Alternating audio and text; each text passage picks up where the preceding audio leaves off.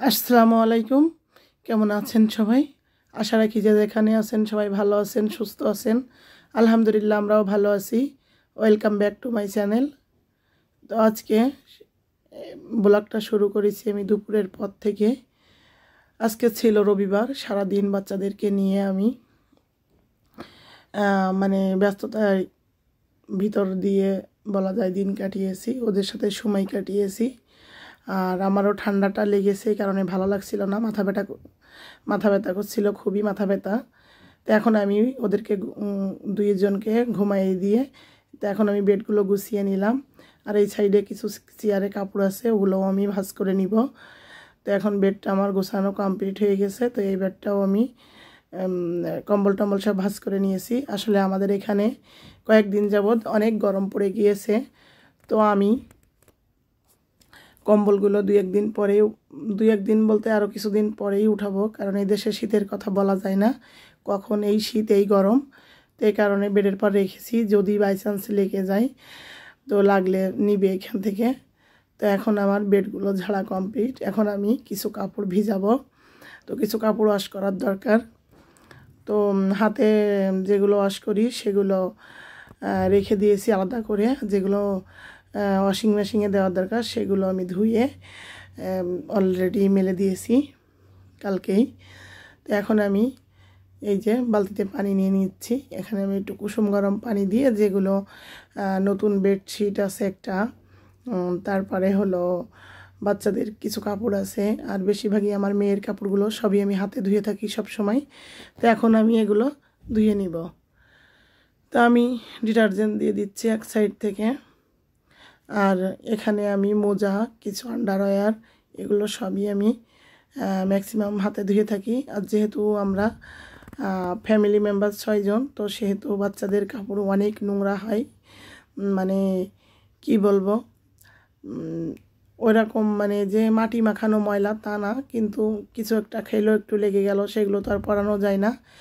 আর যেহেতু ওরা স্কুলে যায়, তো প্রতি সপ্তাহে 3 জনের তো মানে 15 সেট নষ্ট হয়। বড় ছেলের তো বড় হয়েছে, তো ওরও তো অত নষ্ট হয় না, তারপরেও তারও ধোয়া লাগে প্রচুর।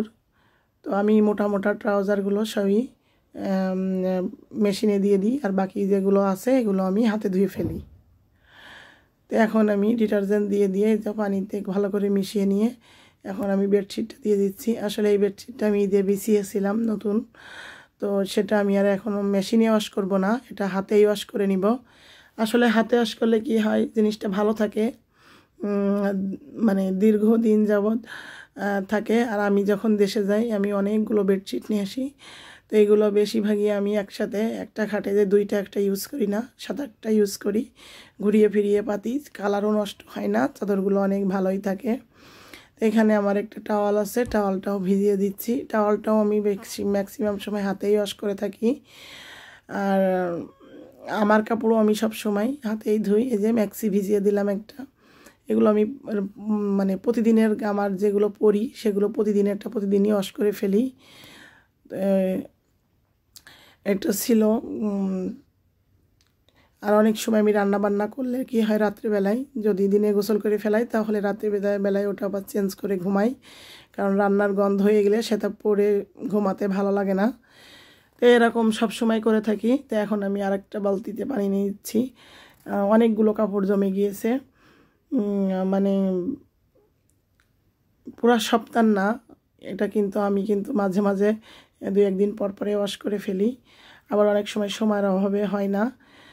তো ওরা বাসায় থাকলে তো কাজ করাটা আরও মানে মুশকিল হয়ে যায়, স্কুলে থাকলে তো আল্লাহর রহমতে একটা না করে ফেলি।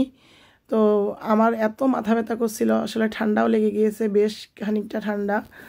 আর হঠাৎ করে সকাল থেকে একটু মাথা ব্যথা, তো ওষুধও খেয়ে নিয়েছি, একটু ভিক্সও লাগিয়েছি কপালে। তারপরেও বাচ্চাদেরকে,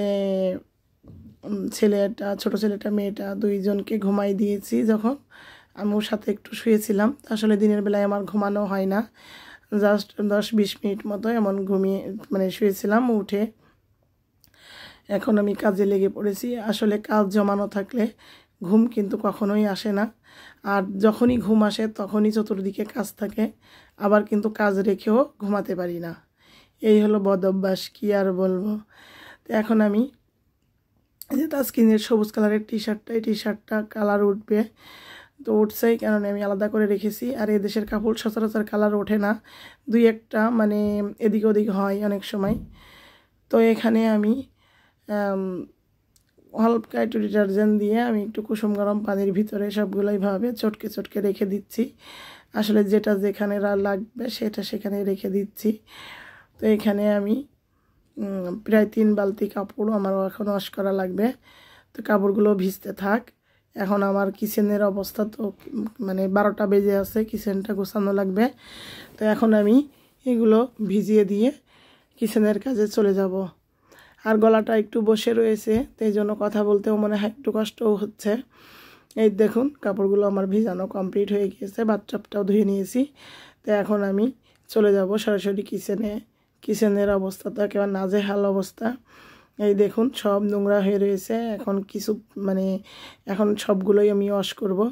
তা আমি যেগুলো শুকনা থালাবাটি আছে, যেগুলো রাতে ধুয়ে রেখেছিলাম, সেইগুলোই আমি আগে উঠিয়ে ফেলছি।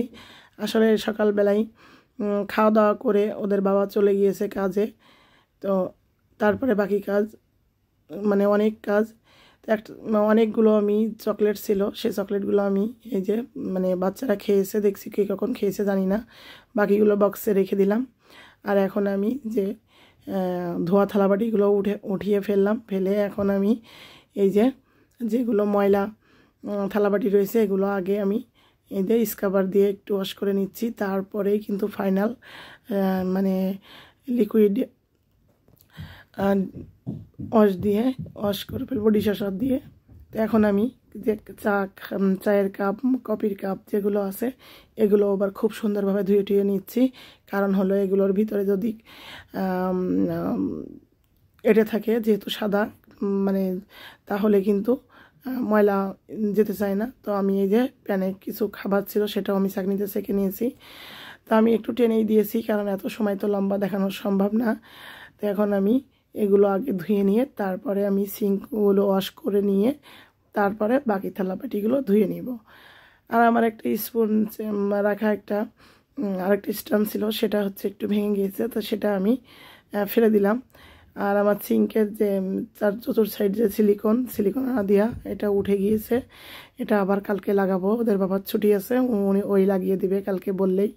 আগের দিন বলেছিলাম, তো আসলে পরে আমার হয়তো বা মনে ছিল না, তো আমারও আর মনে ছিল না, না হলে আবার লাগিয়ে দিত। তো একটা কয়েক মাস পর আবার চেঞ্জ করতে হয়। তো অনেক বড় একটা সিলিকন নিয়ে এসে রাখে, যখন প্রয়োজন সেটাই লাগিয়ে দেই। তো আজকে চিন্তা করছি যে দেখি গ্লুগান আছে, গ্লুগান দিয়ে একবারে বলবো ফিক্সড করে দিতে, তাহলে বেশি ভালো হবে। তো এখন আমি এই যে স্পুন ধুয়ে যে স্পুন হোল্ডারে রাখি, এটাও কিন্তু পানি জমে গিয়েছে, সেটাও আমি খুব সুন্দরভাবে আবার একটু ধুয়ে নিচ্ছি। তো এই তো সিঙ্ক ওয়াশ হয়ে গিয়েছে। এখন আমি বাকি থালাবাটিগুলো ডিশওয়াশার দিয়ে ভালোভাবে মেজে ধুয়ে তারপরে এপাশে সিঙ্কে আমি উপর দিয়ে রাখবো। তা আমি সব সময় আমার সব বাসায় 2টা করে, আমি যতগুলো বাসায় থেকেছি সব বাসায় 2টা করে সিঙ্ক থাকে। তো একটা সিঙ্কে ধুই আর একটাই আমি উবুড় করে রাখি। তো তাহলে সুবিধা হয় কি, দেখা যায় আর কোনো এক্সট্রা কোনো কিছু লাগে না, একটাই ধুয়ে উবুড় দিলে আরেকটাই রেখে দিলে কোনো সমস্যা আর হয় না। তো এই তো কিছু মাজা হয়ে গেছে, এগুলো আমি ধুয়ে উবুড় দিয়ে রাখছি। আসলে যদি একবেলা থালাবাটি না ধোয়া হয় বোঝা যায় পাহাড় সমান হয়ে যায়। তো এটা তো দিনের কতবার প্রতিদিনই করা লাগে। তো এই কাজগুলো আমাদের প্রতিনিয়ত করতে হয়। আমি অনেক সময় কিন্তু একটা কাপ হলে একটা কাপই ধুই, একটা বাটি হলে একটা বাটি ধুই, কিন্তু 2-1 দিন মানে কোনো এক চক্করে পড়ে এই অবস্থা হয়ে যায়। তো সমস্যা হয় না, আমি যখন কাজ স্টার্ট করি একটানা আমি সবই করে ফেলতে পারি। কাজ করতে আমার ভালো লাগে, কষ্ট হয় না এরকম, কিন্তু বাচ্চারা বিরক্তি করলেই হয় সমস্যা। তো এই দেখুন আমার সব কিন্তু ধোয়া কমপ্লিট হয়ে গেছে। আমি প্লেটগুলো উপরে উঠিয়ে রেখে হাঁড়ি পাতিল, চায়ের পাতিল অনেকগুলো ছিল, সেগুলো সব কিন্তু ধুয়ে মুছে একটা ঝকঝকে তকতকে বানিয়ে ফেলেছি। আর এই যে ডিম ছিল এগুলো ধুয়ে ফেলেছি, কিন্তু আসল কথাই হলো রান্না কিন্তু কিছু করে ফেলেছি। এই যে আমি কাজ করতে একটা কাজ একবারে নিয়ে বসি না। যখন আমি থালাবাটি ধুয়েছি তখন আমি ভাতও বসিয়ে দিয়েছিলাম, আর ভাত হয়ে গেলে আমি সাথে সাথে আবার ডিমটাও সিদ্ধ করে নিয়েছি। তো এভাবে কাজ করলে কাজটা দ্রুত হয়ে যায়। তো ডিমগুলো পানি ধুয়ে রেখেছিলাম, পানিটা ঝরে গিয়েছে। এখন আমি ডিমের ঝুড়িতে ডিমগুলো রেখে দিব। আর আমি রান্না করব দুপুরে। রান্নাটা আর আজকে শেয়ার করলাম না, আজকে কি করলাম সেটাই শেয়ার করলাম। তো যেহেতু ওদের বাবা ডিউটিতে, তো বাকি রাতের রান্নাটা সেটা হলো আমি সন্ধ্যার পরেই করব। তো এই জন্যই আমি এখন আর রান্নাটা আপনাদের সাথে শেয়ার করব না। শেয়ার করলাম যে আজকে আমি কি কাজ করলাম। তো আমরা সংসারে তো অনেক কাজ করে থাকি, সব কিছু তো আর তুলে ধরা সম্ভব না। 10-15-20 মিনিটে আর কতটুকু দেখানো যায়। তো যতটুকুই দেখানো যায় অতটুকুই আমি দেখালাম। তো আসলে ক্যামেরায় আমরা যতটুকুই তুলে ধরি ততটুকুই আপনারা দেখেন। তাই তো আমি এখন এখানে একটা কাঁচের জার এক্সট্রা ছিল, সেই জারটাও রেখে দিলাম বক্সের ভিতরে। তো এখন আমি রসুন নিয়ে এসেছিলাম। তো রসুনগুলো আমি আগের দিন দেখিয়েছিলাম আপনাদেরকে, কিন্তু রসুনটা আমার বাছা হয় নাই। তো এখন আমি সেদিন অল্প কিছু বেছে আমি কিছু ব্লেন্ডার করে নিয়েছিলাম। তো এখন আমি বাকি রসুনগুলো সবাই এরকম কোয়া ছাড়িয়ে পানিতে ভিজিয়ে রাখবো 3 থেকে 4 ঘন্টার জন্য। যখন ছিলকাটা ভিজে যাবে তখন আমি রসুনগুলো ছিলে ফেলবো, খুব সহজেই খোসাটা উঠিয়ে যাবে। তো এই কারণে আমি সবসময় এভাবে রসুনের কোয়া ছাড়িয়ে পানিতে ভিজিয়ে রাখি। তো এখন আমি ধীরে ধীরে সবগুলো রসুনের কোয়াগুলো ছাড়িয়ে নিয়ে রেখে দিব। তারপরে আমি রান্নার প্রিপারেশন যেগুলো সেগুলো আমি করে নিব। তো এই যে এইভাবেই কাজ করতে আসলে কোনো সময় ভালো লাগে না, মানে কাজ করতে কোনো সময় কষ্ট হয় না, কাজ করতে ভালো লাগে। কিন্তু অনেক সময় শরীর ভালো না থাকলে মন ইচ্ছা করে না। কিন্তু আর বিশেষ করে বাচ্চারা বিরক্তি করলে কাজটা করতে বেশি খারাপ লাগে। তাছাড়া সব সময় কিন্তু কাজটা খুব ভালোভাবেই করতে পারি। তো দেখুন 1 বোল হয়েছে। তো আমি এর ভিতরে একটু পানি দিয়ে বেশ পানি দিয়ে এভাবে ভিজিয়ে রেখেছি। তো 3-4 ঘন্টা পরে পানিটা ফেলে দিব, তারপরে কালকে এগুলো ছিলে ফেলব। তো এখন আমি এই যে সবগুলো গুছিয়ে ফেলেছি। এখন হলো রান্নার প্রিপারেশন যেগুলো নিয়েছি সেগুলোও আমার কাটা বাছা হয়ে গিয়েছে। আমি এখন আসলে অনেক সবজি আছে, কিন্তু আমার ওই সবজি কাটতে সময় লাগবে। তো এই কারণে আমি ঝটপট এখন আলু কেটে রেখেছি, আর ডিম সিদ্ধ করে যখন রেখেছি আলু দিয়ে ডিম দিয়ে রান্না করব। আর হলো মাছ রান্না করব, এটা আগামী ভিডিওতে দেখতে পাবেন ইনশাল্লাহ। পেঁয়াজও ছিলে রেখেছি। তো এই হলো আমার এই নিয়েই আমার আজকের ভিডিওটি আমি সাজিয়েছিলাম। আশা করি আপনাদের ভালো লেগেছে। আর বাচ্চারা তো আমি এদিকে কাজ করতে করতে ওরা কিন্তু ঘুম থেকে উঠে গিয়েছে। তো এখন এসেছি আমি টেবিলটা একটু পরিষ্কার করতে। টেবিলটা দিনের অনেকবার মোছা হয়, কারণ বাচ্চারা বাসায় থাকলে বারবার এই যে পানির যে জারটা কিনেছি, বারবার শখের বিষয় হোক খাওয়ার লাগলে হোক বারবার পানিটা ঢালে। তো টেবিলটায় পানি পড়েই রয়েছে। তো এখন আবার জারটায়ও পানি ঢেলে নিব, পানি কম হয়ে গিয়েছে। তো এখন আমি টেবিলটাও খুব ভালোভাবে পরিষ্কার করে নিচ্ছি। তো সব কিছু মিলিয়ে আজকের আমার ভিডিওটি আমি এইগুলো নিয়েই সাজিয়েছিলাম। আশা করি আপনাদের ভালো লেগেছে।